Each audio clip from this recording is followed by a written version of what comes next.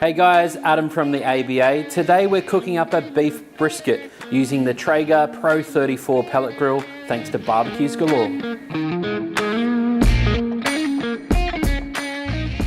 So brisket selection is key. What we're looking for is a brisket nicely marbled, not too fatty. We're going to take some of this hard fat off. Some soft fat can provide a little bit of flavour.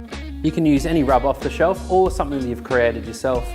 A really good basic rub for brisket is a bit of kosher salt, fresh cracked black pepper, a little bit of mustard and onion powder, and a little bit of garlic powder just to give it an extra punch. So now we're taking our rubbed brisket and we're putting it on the Traeger pellet grill. We've got the setting to about 148 degrees Celsius or close enough to 300 degrees Fahrenheit.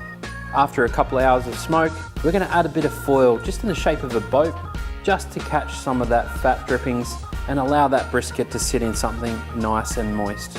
Once we've let that cook for another 4, maybe 5 hours, the internal temperature that we're looking for is around about 205 to 210 degrees Fahrenheit.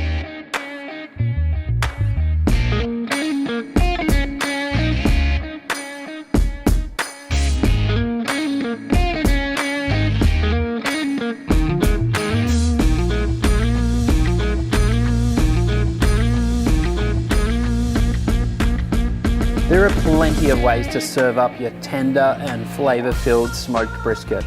On a burger or sandwich with some coleslaw, pickles and sauce.